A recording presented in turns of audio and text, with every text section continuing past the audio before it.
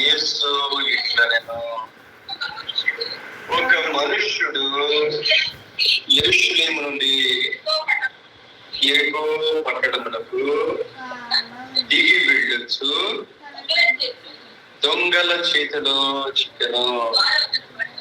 వారి అతని బట్టలు దోచుకుని అతన్ని కుట్టి వారి ప్రాణములతో విడిచిపోయింది. దేవునికి మహిమ. అందరూ చదివారా ఈ వాక్యాన్ని? యేసయ్య ఒక ఉపమానాన్ని, లేకపోతే ఒక జరిగిన సంఘటనను, జరగబోయే సంఘటనను దేవుడు తనను ప్రశ్నించిన వారికి ఈ మాటలు తెలియజేస్తాం.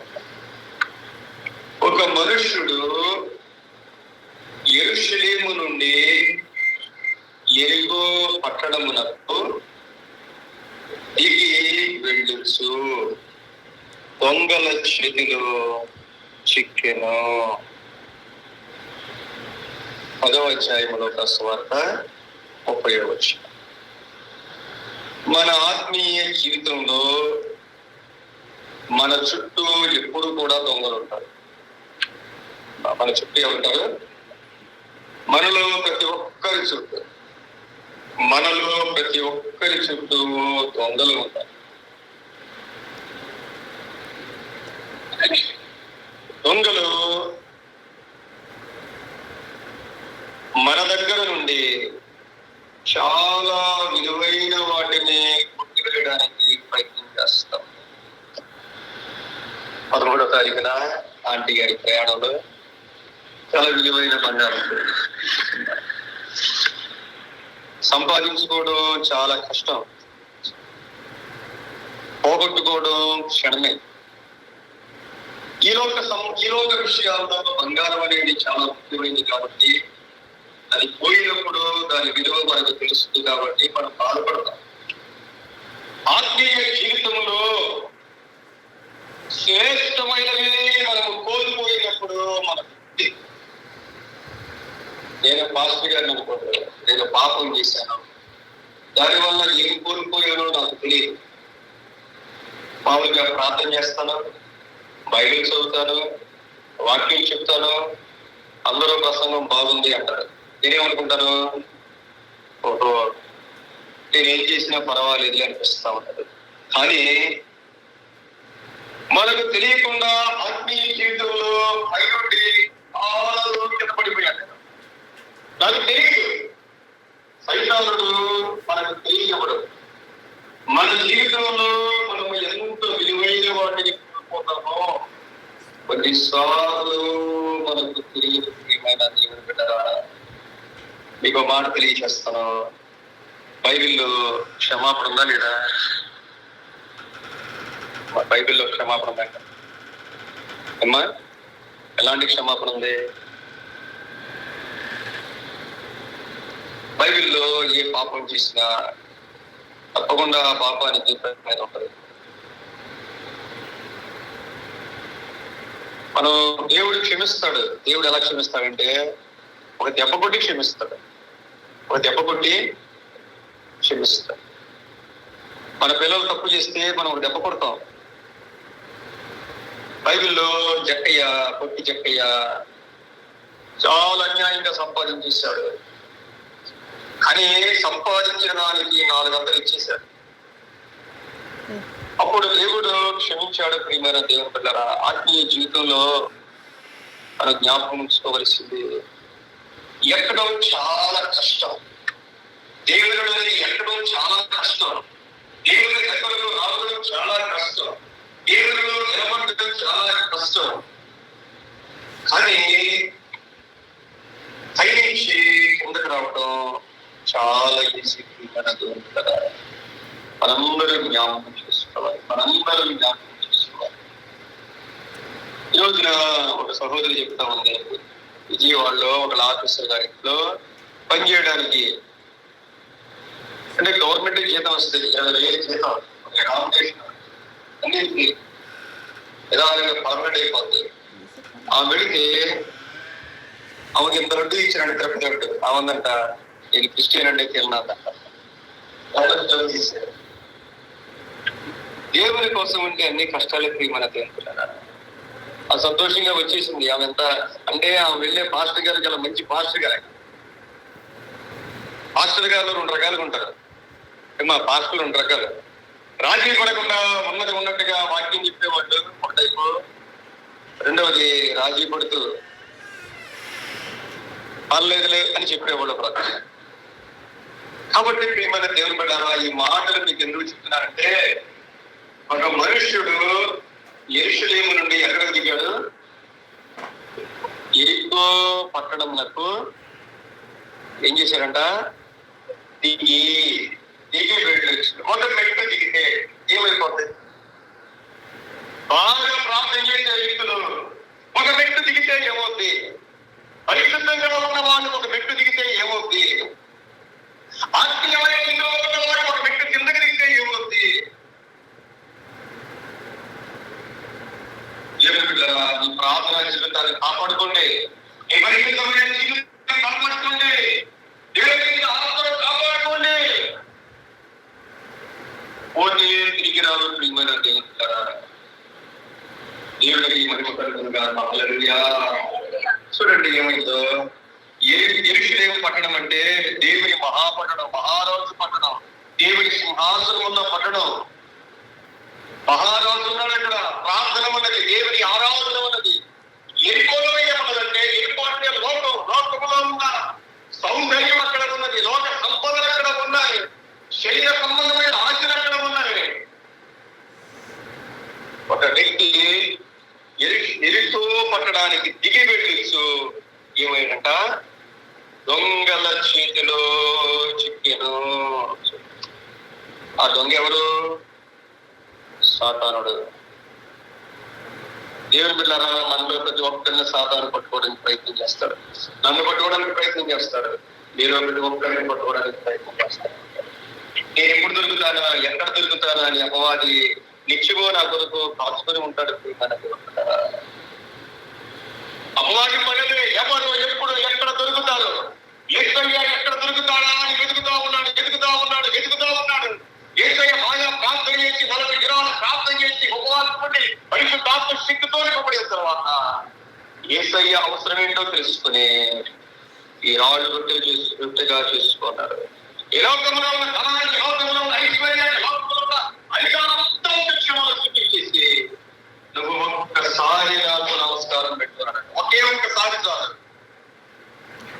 ఒక్కసారి నమస్కారం పెట్టి దేవా క్షమించు అంటే కుదరదు. ప్రియమైన దొంగల చేతిలో చిక్కితే ఆ దొంగలు చేసిన పని ఏంటంటే బట్టలు దోచుకొని, బట్టలు దేవుడు మనకిచ్చిన విలువైన వస్త్రాలు, ఆత్మ సంబంధమైన వస్త్రాలు, మహిమ కలిగిన వస్త్రాలు, రక్షణ వస్త్రాలు, విలువైన వస్త్రాలు, నీతి కలిగిన వస్త్రాలు అపవాది చేసుకుని పుట్టి మన ప్రాణములతో విడిచిపోయినా.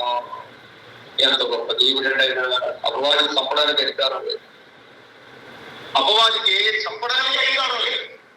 ఆలోచన చేయండి. అపవాది చేసిన పని ఏమిటంటే, ఒక మనిషికి యెరూషలేములో ఉన్న మనిషికి, ఇది జ్ఞాపకం చేసుకోండి, యెరూషలేములో ఉన్న మనిషికి, దేవుని సింహాసనంలో ఉన్న స్థలంలో ఉన్న మనిషికి, ప్రార్థించే వ్యక్తికి లోకాన్ని చూపించినప్పుడు ఆ వ్యక్తి దిగిపోయాడు, అపవాది చేతిలో పడ్డాడు. మొట్టమొదటిగా శ్రాలు కోల్పోయాడు, కొట్టాడంట అపవాది. రెండవది కొట్టాడు, పర ప్రాణములతో విడిచిపోయాను. దేవునికి మహిమ కలుగు. ఎప్పుడు మన ఆత్మీయ జీవితం బలంగా ఉండాలి. దేవుని బిడ్డలారా, మన ఆత్మ యుగ యుగాలు దేవునితో ఉండేది. ఈ లోకంలో ఉన్నమంతా కూడా తాత్కాలికమే. ఈ లోకంలో మనమంతా కూడా తాత్కాలికమే. ఆత్మ సంబంధమైన ప్రతి ఆశీర్వాదం చాలా విలువైనది. ప్రియమైన దేవుని బిడ్డలారా, మనం ఒకసారి ఋతు గ్రంథాన్ని చూసినప్పుడు 1వ అధ్యాయాన్ని చదువుదా. ఋతు గ్రంథం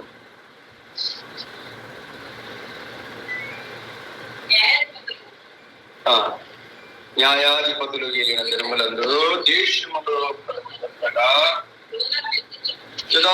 బెత్లెహేము నుండి ఒక మనుష్యుడు తన భార్యను ఇద్దరు కుమారులను వెంట పెట్టుకుని మోయాబు దేశమున కాపుడు పుట్టుటకు వెళ్ళాను. ఒక వ్యక్తి ఎక్కడి నుంచి ఎక్కడికి వెళ్ళాడు? బెత్లెహేము నుండి. జ్ఞాపకం చేసుకోండి, బెత్లెహేము నుండి. బెత్లెహేము అంటే రొట్టెల ఇల్లు. బెత్లెహేము యేసయ్య పుట్టిన ఊరు. ఒక వ్యక్తి బెత్లెహేము నుండి మోయాబు దేశం అంటే శాపగ్రస్తమైనది, దేవుని బిడ్డలకు విరుద్ధమైనది, భయంకరమైన పాపం ఉన్నది, ఈ లోక రీతిగా కరువులేనిది.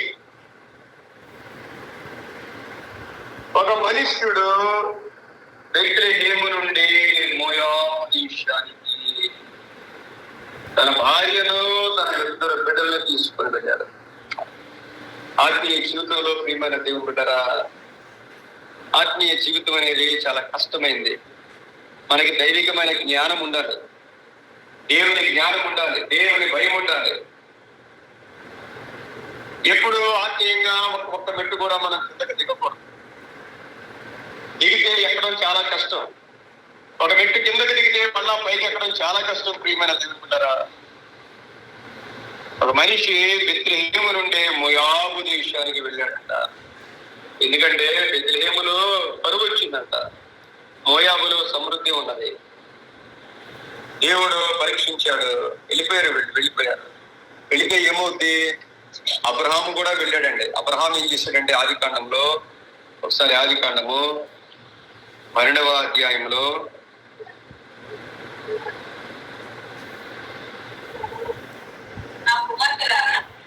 ఆదికాండము 10వ వచనం, 12వ అధ్యాయము 10వ వచనం, ఆదికాండము 12:10. అప్పుడు ఆ దేశములో కరువు వచ్చెను, ఆ దేశములో కరువు భారముగా ఉన్నందున అబ్రాహాము ఐగుప్తు దేశములో నివసించుటకు అక్కడికి. ఎంత గౌరవం చూడండి. ఏ దేశంలో కరువు వచ్చింది?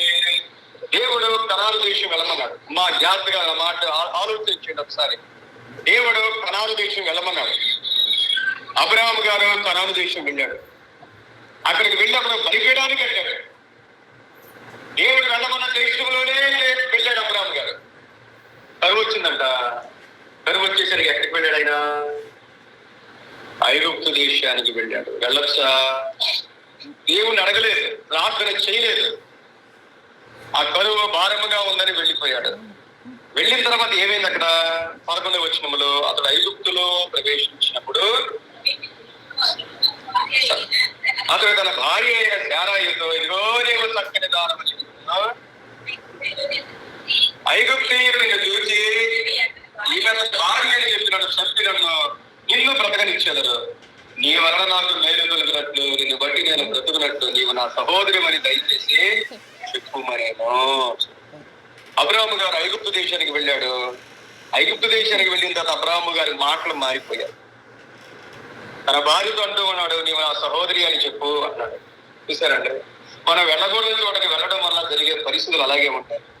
వాళ్ళు సుననే చూశారు, ఆమె చాలా సౌందర్యవతి అని చూశారు, రాజుగారికి చెప్పారు. చెప్పినప్పుడు ఏం చేశారంటే ఫరో ఇంటికి ఆమెను తీసుకుని వెళ్ళిపోయారు.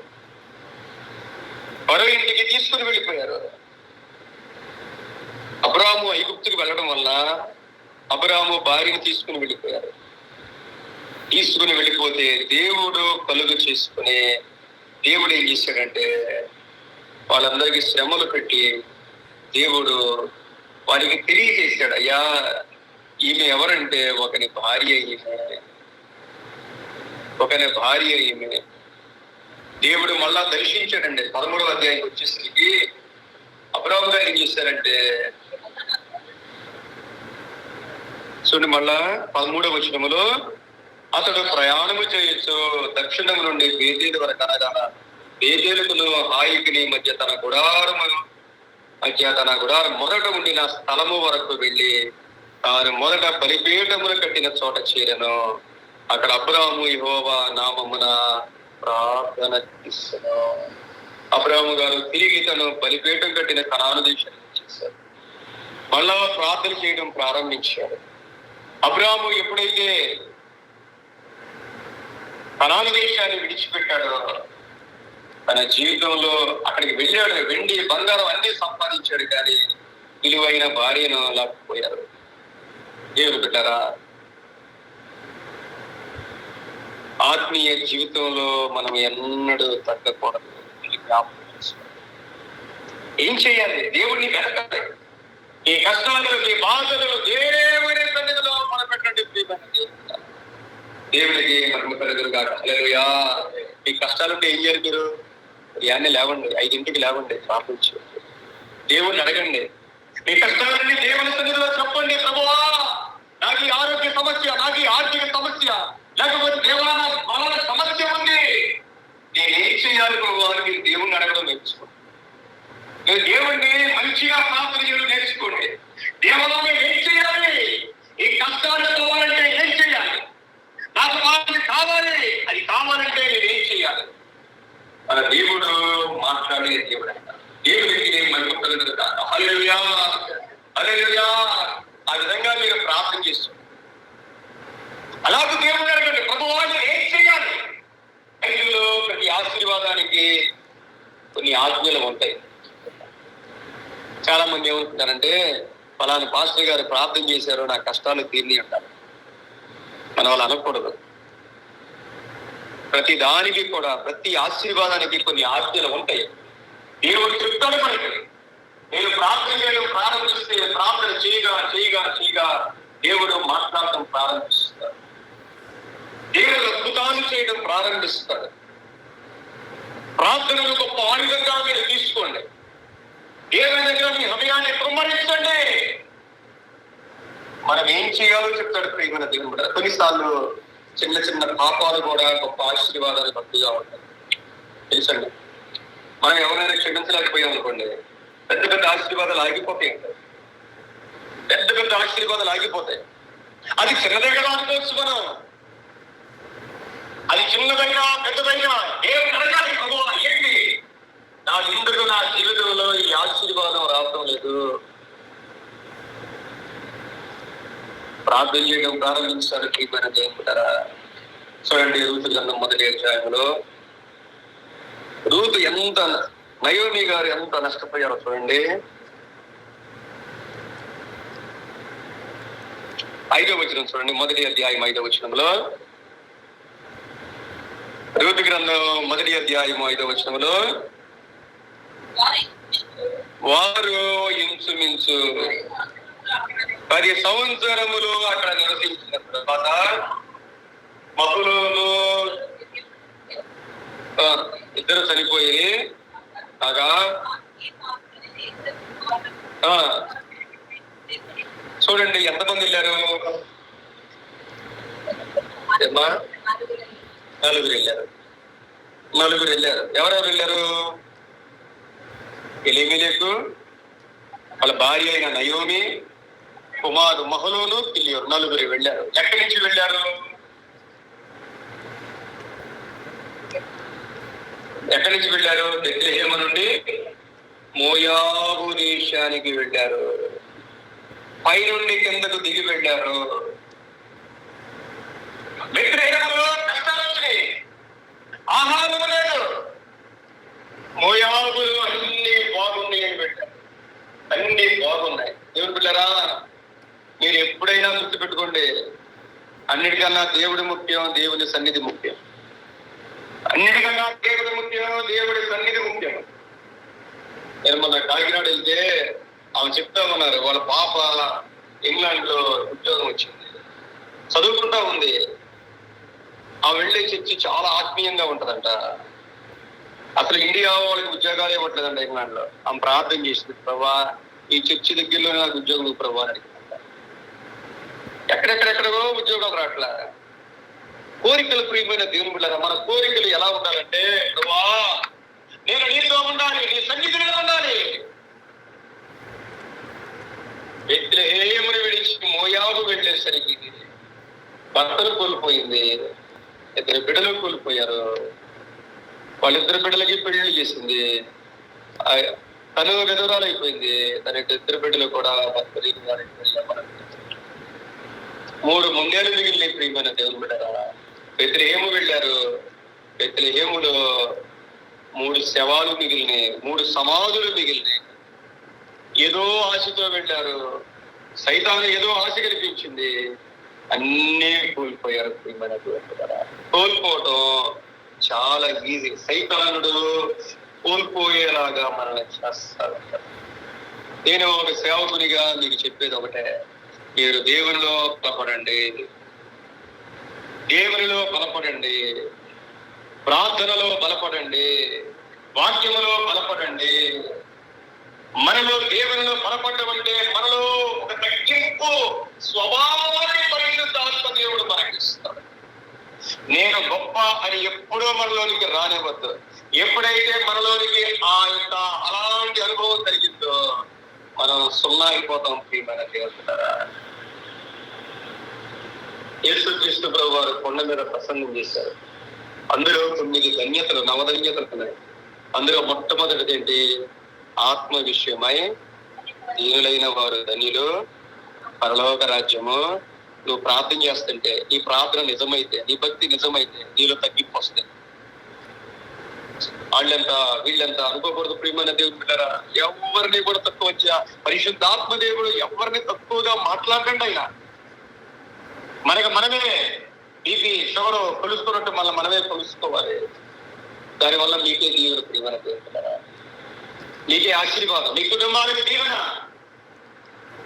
దేవుడిని మనం జీవించాలి అంటే దేవుడితో ఒక వ్యక్తిగతమైన ప్రార్థన అనుభవం కలిగి ఉండాలి.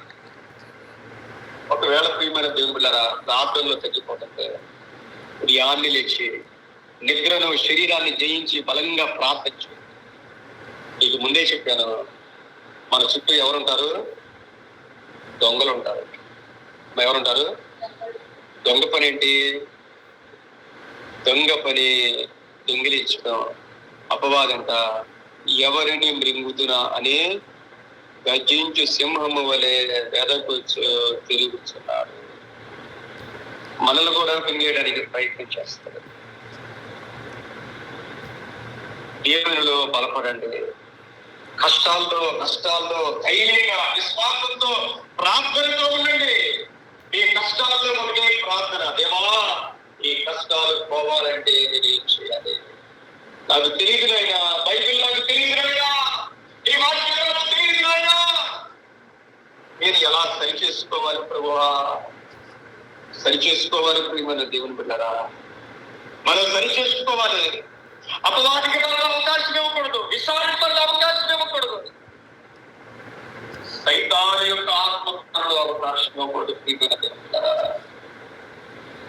దేవుడు మనలో ఎవరికే రుణస్థుడు కాదు, దేవునికి మహిమ కలిగదు కాదు. హల్లెలూయా చెప్పండి. దేవుడు ఎవరికే దేవుడు రుణస్థుడు కాదు. నేను చదువుకునే కాలంలో 4 సంవత్సరాలు జార్జి రాజు గారు అనే పాస్టర్ గారితో పాటు ఆయనకి సేవ చేస్తూ తిరిగేవాడు. అది అయిపోయిన తర్వాత విజయవాడలో పాస్టర్ గారు ఉండేవాళ్ళు. ఆయన బ్యాగులు మోస్తూ ఉండే, ఆయన వాటర్ బాటిల్ మోస్తూ ఉండే. అప్పటికి ఇంజనీరింగ్ అయిపోయింది. ఉద్యోగం చేసుకుంటూ ఆయన బ్యాగులు మోసుకుంటూ ఆయనతో పాటు సేవ చేస్తా ఉంటాడు. ఆ తర్వాత బాపట్లో పాస్టర్ గారు 4-5 చదువుకున్నాడు. ఆయనతో పాటు మీటింగ్లో వాక్యం చెప్తా ఉండేవాడిని. గోల్స్ గారికి సేవ చేస్తా ఉండేవాడిని. పల్లిపల్లి వెళ్ళాం. సుమారు 6 సంవత్సరాలు సేవ చేస్తాం. మనుషులు కాదు ప్రియమైన, ఎవరికి మనం చేసింది? మనుషులు నమ్మదగిన వారు కాదు. ఎవరు ఏ మనిషి కూడా నమ్మదగిన వాడు కాదు. సేవ డెవలప్ అయింది. వాళ్ళు ఒక దెబ్బకి మీరు చాలే పాస్టర్ గారు. మనుషులు నమ్మదగిన వారు కానే కాదు, దేవుడు ఒక్కడే నమ్మదగిన వాడు. దేవునికి స్తోత్రం. హల్లెలూయా హల్లెలూయా. మొట్టమొదటిగా దేవునికి మీరు లోబడి ఉండండి. దేవుడిని ప్రేమించండి, దేవుడిని సంతోషపెట్టండి. మన ఆశీర్వాదాలన్నీ దేవుడిలోనే ఉంటాయి. సంఘాన్ని ప్రేమించండి, మన తోటి వారిని గౌరవించండి. ఏ పొంగిపోలే ఆశీర్వాదాలు మనం సంపాదించుకోవాలి. ప్రార్థనలో ఆత్మలో తగ్గిపోవద్దు ప్రియమైన దేవుడా. అన్నిటికన్నా విలువైనది దేవుని దృష్టిలో బంగారాన్ని నశించిపోయే సువర్ణం అన్నారు. ఏమన్నారు? కానీ మనం దానికే ఆశపడతాం. మనందరం ప్రియమైన దేవుని బిడ్డారా, కానీ విశ్వాసాన్ని ఏమన్నారు? అమూల్యమైన విశ్వాసం, అమూల్యమైన విశ్వాసం. మనం ఈ లోకం మీద, ఈ లోక సంబంధమైన వాటి మీద దేవుడు ఇస్తాడు, ఆయన బిడ్డలైన వాడికి ఇస్తాడు. దేవుడిచ్చే తీరుతాడు. దేవుడు ఇస్తున్నాడు అంటే మీరు ప్రార్థనలో ఇంకా బలపడేలాగా దేవుడు స్తోత్రం. ప్రార్థనలో దిగజారిపోయేది ఏది ఇచ్చినా సైతాన్ని ఇచ్చినట్టే. నా మాటలు మీరు అర్థం చేసుకోండి. ప్రార్థనలో మనం దిగజారిపోతున్నామంటే అది ఎవరిచ్చినట్టు? అందరూ చెప్పండి. అంతే. దేవుడిస్తే ఎలా ఇస్తాడు మనకి? మనం ఇంకా దేవునిలో ఎదుగుతాం, దేవునిలో ఎదుగుతాం. దేవుని సమయాన్ని దేవునికి ఎలా తీసుకోండి. వ్యక్తిగతంగా ప్రార్థన చేయండి, కుటుంబ పరంగా ప్రార్థన చేయండి, సంఘంతో కలిసి ప్రార్థన చేయండి. దేవుడికి నేను చెప్పే మాటలు ఒకవేళ మీకు ఎలా అనిపిస్తుందో నాకు తెలియదు, కానీ ఇవి చాలా లోతైన మాటలు, చాలా లోతైన మాటలు. వ్యక్తిగతంగా దేవుణ్ణి ప్రేమించండి, కుటుంబ పరంగా కలిసి ప్రార్థన చేసుకోండి, సంఘంలో అందరి ఎడల ప్రేమ కలిగి ఉండండి. ప్రేమ లేకపోతే మనలో పరిశుద్ధ ఆత్మ దేవుడు ఉండడు. ఎవరుంటారు మనలో? కయ్యూను వంటి వారం అయిపోతాం. మనం కయ్యూను వంటి వారం అయిపోతాం. ఈ ఆస్తులు మీరు పెట్టద్దు, అవసరమైతే మీరు టీ కూడా పక్కన ఇవ్వక్కర్లా. కానీ దేవుని బిడ్డలారా, మనస్ఫూర్తిగా వారి కోసం ప్రార్థించండి, హృదయపూర్వకంగా ప్రార్థించండి. పక్కన వాళ్ళు బాగుండాలి అని కోరుకోండి, వాళ్ళు దీవించబడాలి అని ప్రార్థన చేయండి. వాళ్ళు బాగుంటే సంతోషించండి. మన తోటివారు అంటే ఎవరంటే మన శరీరంలో అదేవా వారిని బహుగా దీవించావుతావా, దానికి సంతోషం. దేవునికి మహిమ కలుగునుగాక. హల్లెలూయా. నా ప్రార్థన అదే ప్రీతి. నేను సంఘంలో ఎవరు బాగున్నా సంతోషిస్తాను, ఎవరు బాగా పోయినా బాధపడతారు. దేవుడు అలాంటి ఆత్మనిస్తాడు. ఎవరు బాగా పోయినా బాధపడతారు. ఇంకో మాట మీకు ఖచ్చితంగా చెప్తాను, నాకంటే మీరందరూ బాగుంటారు. పాస్టర్ గారి కంటే సంఘస్థులు ఉండాలి. మీరు పేదవాళ్ళుగా ఉండి మీరు నాకు దశంభాగాలు ఇస్తే, మీరు పేదవాళ్ళు అయిపోయి నేను ఉన్నవాడిని అయితే నాకు ఆశీర్వాదం కాదు ప్రియమైన దేవుడు. నాకు అది దీవెనపడాలనే కాదు.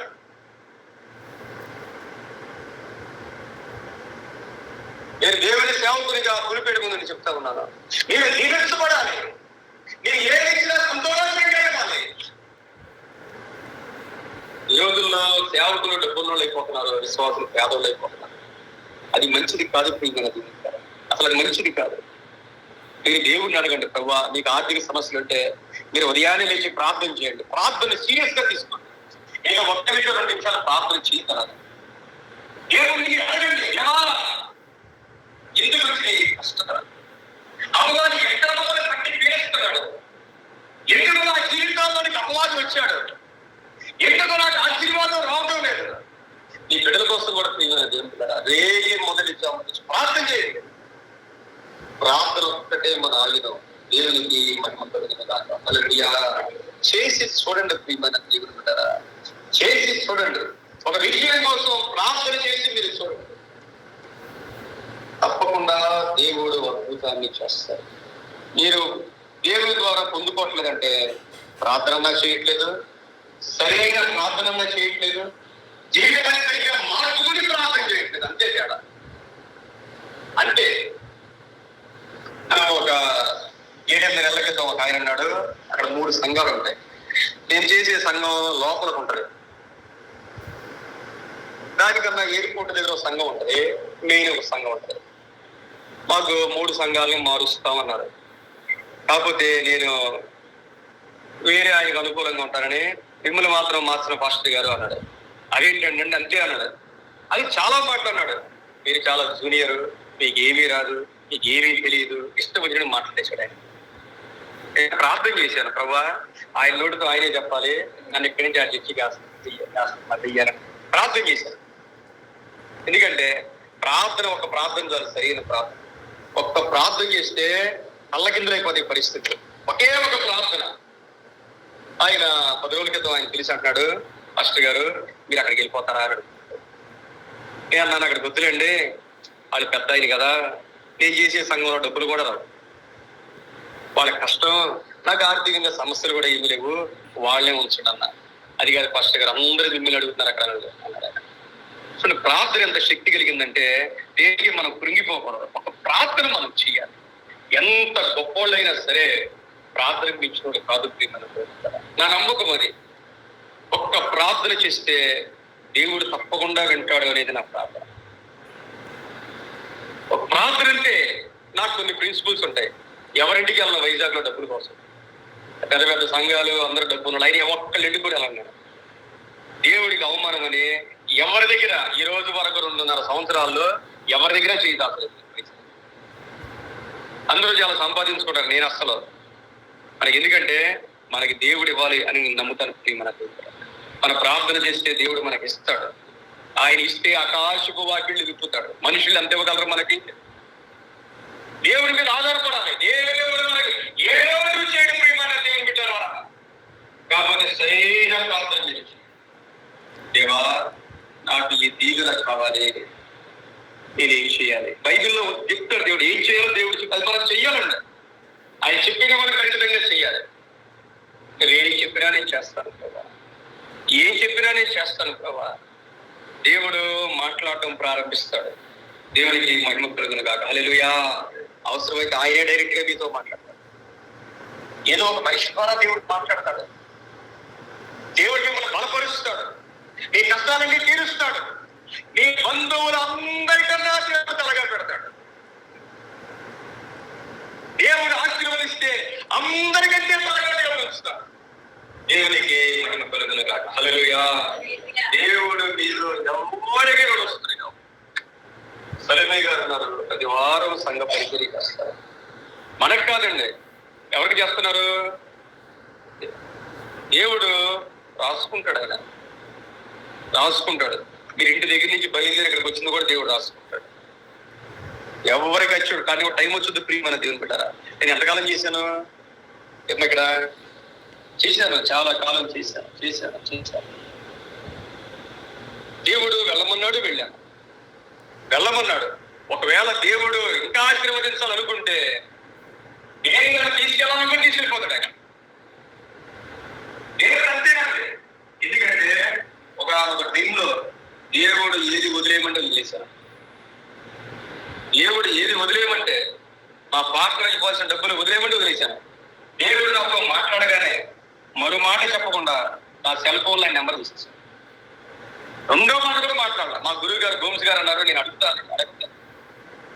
అమెరికాకి వెళ్ళాల్సి ఉండి దేవుడు వద్దన్నాడు. ఆయన చెప్తాడండి, మనం చేసే ప్రతిదీ దేవుడు ఏదో ఒక రోజున ఆశీర్వదిస్తారు.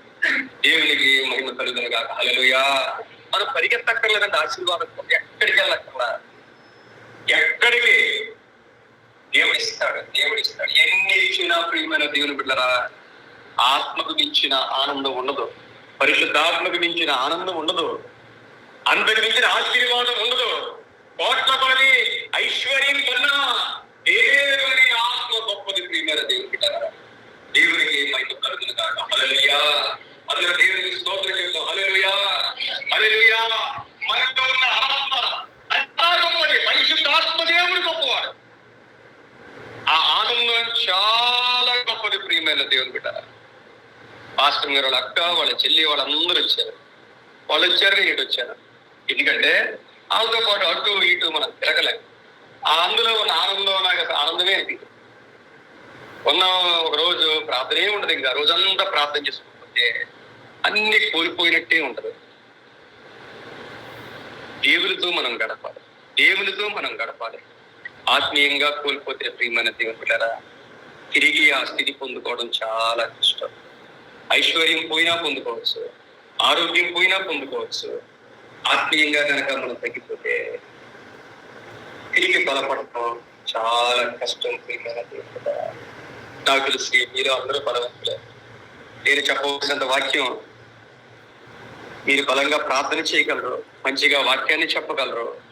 దేవుడు ఒక మంచి స్థితిలో దేవుడు మిమ్మల్ని ఉంచాడు. మీరు కాపాడుకోండి. నేను చెప్పేదంటే మీరు కాపాడుకోండి. ఆ విలువ మీకు తెలియదు, నేను మీకు చెప్పినా కూడా అర్థం కాదు. ఆ విలువ మీరు కాపాడుకోవాలి. తోటి వాటిలో ప్రేమగా ఉండండి. పరిశుద్ధాత్మ దేవుని మీలో చూపించండి. మీలో ఉన్న యేసయ్యను చూపించండి. మీలో యేసయ్య, ప్రేమించే యేసయ్య, క్షమించే యేసయ్య, దీవించే యేసయ్య, ఆశీర్వదించే యేసయ్య మీలో చూడాలి. మీలో చూడాలి. నాకెంత కోపం అండి, నాకెంత పౌరుషం అండి, అది దేవుని కాదు.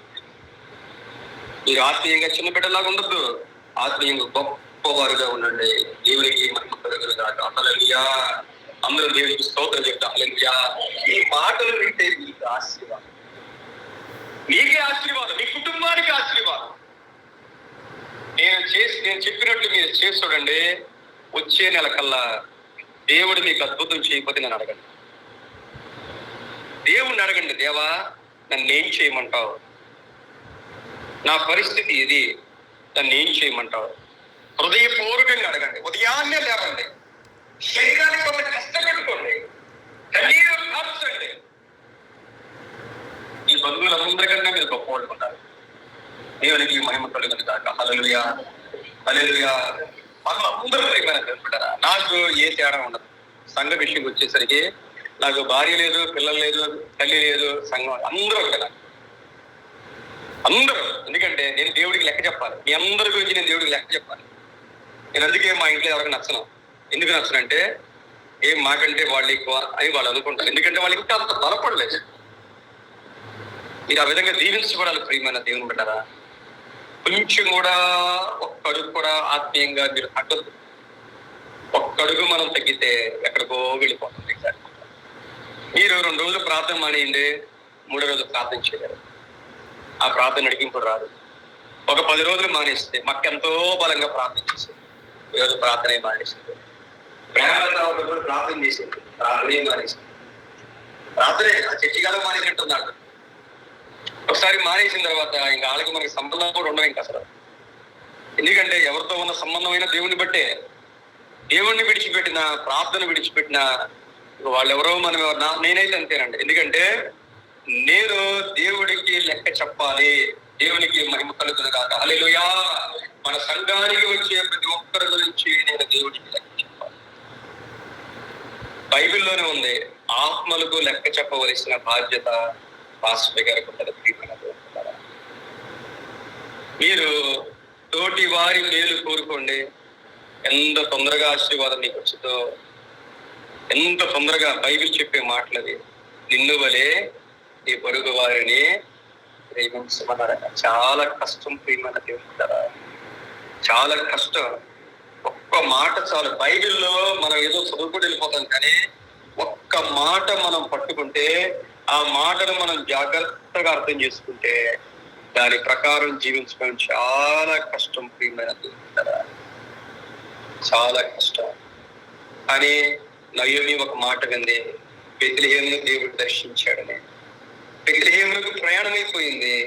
అదితో పాటు రూతు కూడా వస్తానంటే, ఓర్ఫా కూడా బయలుదేరింది, కానీ ఆగిపోయింది మధ్యలో. రూత్ అంది, నీ దేవుడే నాదు, నీ జనమే నా జనం. నువ్వు ఎక్కడుంటావో నేను అక్కడే ఉంటాను, నువ్వు ఎక్కడ చనిపోతావో నేను అక్కడే చనిపోతాను. అందువల్ల ఆ పేరు, రూతు పేరు బైబిల్ గ్రంథంలో ఉంది. కష్టాల్లో మనం తీసుకునే నిర్ణయాలు, కష్టాల్లో మనం తీసుకునే నిర్ణయాలు, నష్టాల్లో మనం తీసుకునే నిర్ణయాలు, దేవా నీవు నాకు చాలయ్యా. నేను ఖచ్చితంగా చెప్తాను, ఎంత పెద్ద అవసరమైనా దేవుడు తీర్చేస్తాడు. దేవునికి మహిమ కలుగునుగాక. హల్లెలూయా. ఎంత కష్టాలైనా దేవుడు తీర్చేస్తాడు. దేవుడు తీరుస్తాడు, దేవుడు తీరుస్తాడు. ఆకాశపు వాకిలి విప్పి కృంకరిస్తాడు ఆయన. ఎప్పుడంటే దేవుని దగ్గర నీ జీవితాన్ని బట్టి ఉంటది, నీ ప్రేమను బట్టి ఉంటది, నీ ప్రార్థనను బట్టి ఉంటది, నీ విశ్వాసాన్ని బట్టి ఉంటది. దేవుడు కార్యం చేయట్లేదంటే లోపం మనలోనే ఉంటుంది ప్రియమైన. ఆయన కలుగును అంటే కలిగిపోద్దండి, ఆయన కలుగును అంటే కలిగిపోతాయి. అంత గొప్ప దేవుడు. దేవునికి అసాధ్యమైందంటూ మరి చెప్పండి, దేవునికి అసాధ్యమైందంటూ ఏది మన సంఘంలో కొంతమంది చూసి నేను చాలా దృష్టిపడతా ఉంటాను. దేవుడు వీరిని ఇంతగా దీవించాడు, మిగిలిన దీవిస్తాడండి. మిగిలిన దేవుడు దీవిస్తాడండి. బాబిరాజు గారు ఎందుకు ప్రతి వారం వస్తున్నారు అని తీర్మానం చేసుకున్నాడు. ఆయన చెరువుల మీద ఉన్నప్పుడు తీర్మానం చేసుకున్నాడు, అంతే కదండి. వారి ఒక్క వారం కూడా మిస్ అవ్వకుండా వస్తానయ్యా అని ప్రార్థన చేస్తున్నాడు. ఈ రోజున దేవుడు ఉన్నతంగా ఉంచాడు ప్రియమైన దేవుని బిడ్డరా. ఒక తీర్మానం ప్రియమైన దేవుని బిడ్డరా. సంజీవ్ ఉన్నాడు, చర్చి మానేమన్నాడు, ఎంత పెడతాడు, 100,000 కోట్లు ఉన్నాయి. ఒక మాట అన్నాడు నాకు చాలా ఇష్టం. ఎవరంటే పాస్టర్ గారు ఉద్యోగం అయినా మానేస్తా కానీ చర్చి మాన్నాను. నాకు చాలా సంతోషం ప్రియమైన దేవుని బిడ్డ. చిన్న బిడ్డ అండి, 20 సంవత్సరాలు 22 సంవత్సరాలు. ఉద్యోగం అయినా మానేస్తా కానీ చర్చి మానండి అన్నాడు. దేవుడు తీసుకెళ్ళి ఎక్కడో పెట్టాడు ప్రియమైన. ఒక్క నిర్ణయం ప్రియమైన దేవుడు, ఒకే ఒక్క నిర్ణయం, ఒక ఆలోచన. రూతు ఒకే ఒక మాట పలికింది. ఆ మాటను బట్టి దేవుడు ఆమె వంశంలో కనిపించాడు. ఆమె వంశంలో మీరు ఒకటే అనుకోండి, ప్రభువా ఆ పాస్టర్ గారు ఎక్కడున్నా దీవించాయా. మీరు వేరుగా ఆలోచించండి. పాస్టర్ గారి గురించి ఎప్పుడు వేరుగా ఆలోచించకూడదు. నీకు ఏ వాక్యం కావాలో ఏది కావాలని దేవుడు ఇస్తాడు. ఎప్పుడు కూడా ఒక్కసారి మనం వ్యతిరేకంగా ఆలోచిస్తే సైతాను మన మనసులోకి వస్తాడు. ఎప్పుడు దేవుడు ఇక్కడికి ఎప్పుడు తీసుకురావాలో అప్పుడు తీసుకొస్తాడు. కాబట్టి మీరు మంచి మనస్సుతో మీరు ప్రార్థన చేసుకోండి. సంజీవ్ ఉన్నాడు, ప్రతి నెల దశంభాగం పంపిస్తాడు నాకు. సంజీవ్కి ఏం చెప్తున్నాను నేను? వాక్యం చెప్తున్నానా? ఎక్కడున్నాడు అయినా? ఎక్కడో విదేశాలు. నిఖిల్ కూడా అండి, నేను ఎప్పుడు నిఖిల్ని ఊహించుకోవాలి. వచ్చాడు, కొద్ది కాలం వాక్యం విన్నాడు, వెళ్ళాడు, దేవుడు అని ప్రేరేపించాడు. నేను కనీసం ఎప్పుడు థ్యాంక్స్ అని కూడా పెట్టినాయి. ప్రార్థన చేస్తూ ఉండాలి. మీరు కూడా మంచి మనసుతో దేవా మమ్మల్ని వాడుకోనైనా, దీవించునైనా, మమ్మల్ని ఎంతో దీవించావు, ఇంకా బలంగా ప్రభా నీకు ఇష్టమైన బిడ్డలుగా వాడుకోండి ప్రభా. దేవుని బిడ్డలారా, దేవుడు మిమ్మల్ని ఆల్రెడీ దీవించాడు, ఇంకా దీవించబోతున్నాడు. దేవునికి ఇష్టమైన బిడ్డలుగా మీరు ఉండండి. ఈ గురించి సంతోషపడాలి. నేను వైజాగ్ లో ఉన్నప్పుడు నాకు చాలా సమస్యలు ఉన్నాయి. ఫ్యామిలీలోనే చాలా సమస్యలు ఉన్నాయి. వైజాగ్ వెళ్ళాను, నాకున్న ఒకే ఒక సమస్య ఏంటంటే మీరందరూ ఎలాగున్నారో అదే సమస్య. ఏ సమస్యలు ఏం లేవు అక్కడ. శుక్రవారం ప్రార్థనకి వెళ్తాను, ఆదివారం ప్రార్థనకి వెళ్తాను. నాకు ఇంక అసలు నన్నైతే మీకు వదిలేశారు. నేను మన శనివారం సిరి మ్యారేజ్కి వచ్చాను, మళ్ళీ ఈ రోజు వచ్చాను. నన్ను అడగను పడ్డాను. 43 సంవత్సరాల్లో నాకు అక్కడికి ఇచ్చారండి నా పర్మిషన్. మిగిలిన ఇతర పాస్టర్ వాళ్ళకి ఉన్న పర్మిషన్లో. చూడ దేవుని కృప, దేవుడు నమ్మదగిన దేవుడు. నా ఆలోచన అంతా మీ గురించే ఉంటది. ఎలా ఉన్నారు, ఏంటి, దేవుల్లో ఎదుగుతున్నారా లేదా, దేవుల్లో బలపడుతున్నారా లేదా, కష్టపడుతున్నారు, సంపాదిస్తున్నారు, దశంభాగాలు ఇస్తున్నారు. ఒక్కోసారి నాకు భయం వేసేస్తుందండి. ఎందుకంటే మీరు బాగుండాలి ప్రియమైన దేవుని పెట్టారా. దేవునికి మహిమ కలుగునుగా. హల్లెలూయా. ప్రార్థన చేస్తే మీ సమస్యలు తీరతని నమ్ముతున్నారా? మా ప్రార్థన చేస్తే మీ సమస్యలు తీరతని మీరు నమ్ముతున్నారా? దేవుణ్ణి అడగండి, ప్రభువా మా పరిస్థితులు మార్చున్నాయినా, మమ్మల్ని అవమానాలు కానివద్దునైనా. తప్పకుండా దేవుడు కనికరిస్తాడు ప్రియమైన దేవుని పెట్టారా. అద్భుతం చేస్తాడైనా. అవసరమైన ఉదయాన్నే లేవండి, మానకుండా ప్రార్థన చేయండి. మన దేవుడు కట్టే దేవుడు అయినా. దేవునికి మహిమ కలుగునుగా. హల్లెలూయా. కళ్ళు మూసుకుందాం, ప్రార్థించుకుందాం.